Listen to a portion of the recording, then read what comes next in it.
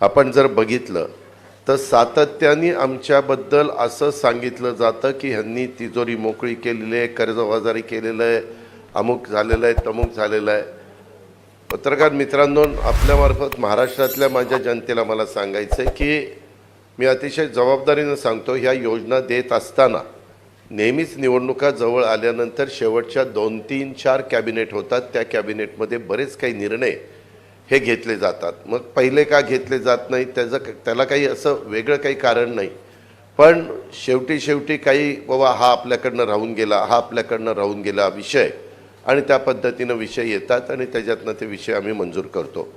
आताच्या काळामध्ये शेवटच्या अर्थसंकल्पामध्ये फार विचारपूर्वक आम्ही ज्या योजना दिल्या त्या योजनेच्याबद्दल पण फार टिंगलटवाळी झाली, फार त्याच्यामध्ये बदनामी करण्याचा प्रयत्न केला. परंतु खरोखरीच मुख्यमंत्री माझी लाडकी बहीण योजना ही इतकी पॉप्युलर झालेली आहे. आज देखील आपण साधारण माहिती घेतली तर महिलांच्यामध्ये एक समाधानाचं वातावरण पाहायला मिळतं आहे आणि सर्व घटकाला त्याच्यातनं न्याय द्यायचा प्रयत्न आम्ही सगळ्या समाजातल्या महिलांना, गरीब महिलांना न्याय द्यायचा प्रयत्न त्या बाबतीमध्ये त्या ठिकाणी केलेला आहे.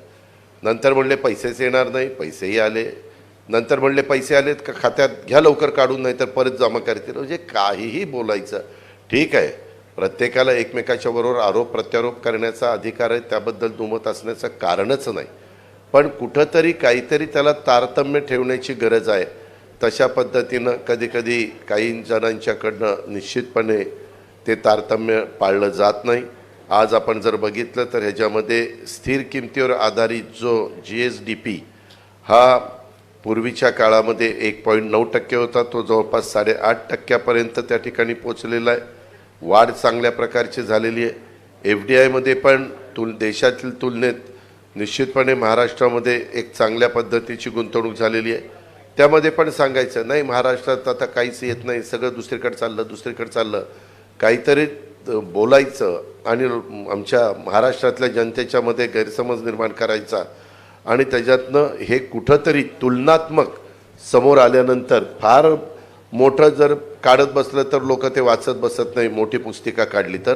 म्हणून हे रिपोर्ट कार्ड अतिशय सुटसुटीत अवघं 2 पानांचं काढण्याचा प्रयत्न हा महायुतीने त्या बाबतीमध्ये केलेला आहे आणि त्याच्यातनं मेजर ज्या गोष्टी आहेत त्या ठिकाणी सांगितलेल्या आहेत. आणि महायुतीनं आम्ही काम करत असताना सर्व घटकाला, मग त्याच्यामध्ये कष्टकरी असतील, त्याच्यामध्ये शेतकरी असतील, त्याच्यामध्ये युवा युवती असतील, त्याच्यामध्ये असा कुठलाही घटक त्याच्यापासून बाजूला आम्ही ठेवून दिलेला नाही आहे.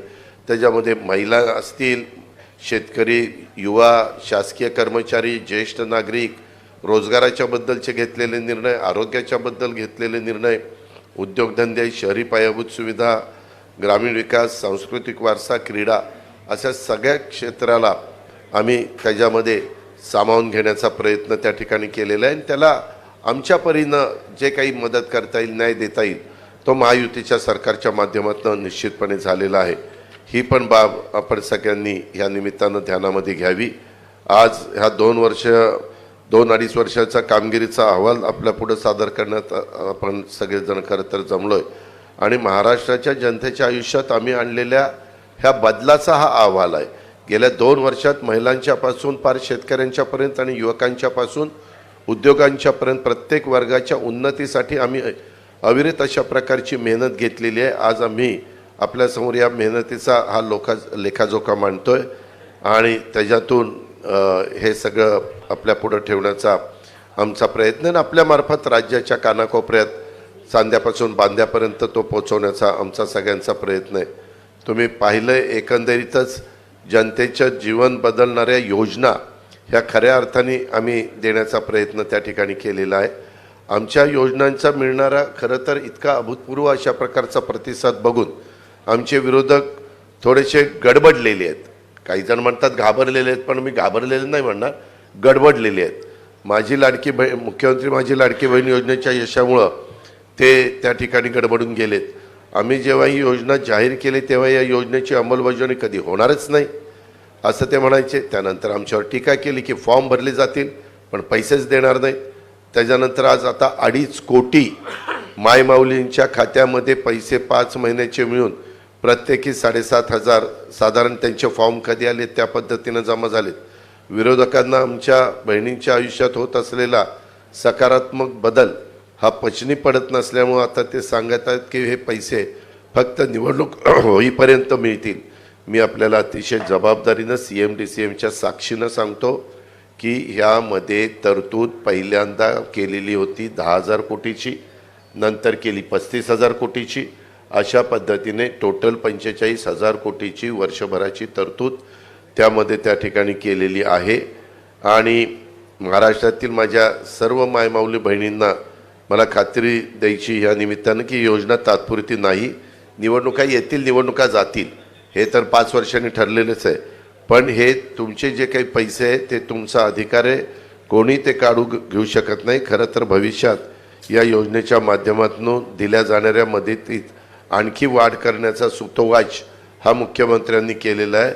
याचा आम्ही विचार करतोय. आम्ही ही योजना अतिशय विचारपूर्वक आणि भविष्याचा विचार करून मांडलेली आहे आणि त्यांची यशस्वीपणे अंमलबजावणी देखील आम्ही त्या ठिकाणी करतोय. अशा पद्धतीनं वीज माफीचा 3, 5, 7.5 ही योजना असेल. उलट मला ह्या निमित्ताने सांगायचं आहे, पूर्वी सुशीलकुमार शिंदे साहेबांचं सरकार असताना अशाच प्रकारे 2003 साली मोफत वीज देण्याची घोषणा केली, बिल दिलं आणि नंतर लगेच निवडणुका झाल्यानंतर ती योजना पद्धतशीरपणे बाजूला केली आणि बिलं द्यायला सुरुवात केलेली आहे. त्या गोष्टी होणार नाही. ह्या योजना निश्चितपणे पुढं वीज माफीची, माझी लाडकी बहीणची ह्या चालूच राहणार आहेत. हाही विश्वास आम्ही ह्या निमित्तानं महाराष्ट्राला, महाराष्ट्रातले सर्व माझ्या शेतकरी वर्गाला आणि माझ्या मायमाऊली बहिणींना देतो. तसंच युवा युवतींचा तो जो कार्यक्रम आहे तो देखील, अशा बऱ्याचशा आमच्या योजना आहेत. परंतु बाकीचे पण मान्यवर बोलणार आहेत. माझ्या सगळ्या सहकारी मित्रांना एवढंच सांगायचं आहे, तुम्हाला सांगायचं आहे की महायुती सरकार हे काम करणारं सरकार आहे. येत्या काळात आम्ही मागच्या 2-2.5 वर्षात केलेल्या कामाच्या जोरावर आमच्या कामांचं काम रिपोर्ट कार्ड जनतेसमोर देऊन त्यांची मतं आणि महाराष्ट्राचं उज्ज्वल भविष्य घडवण्यासाठी आशीर्वाद मागणार आहोत. याकरता ही आजची पत्रकार परिषद बोलवण्यात आलेली आहे. धन्यवाद. नमस्कार.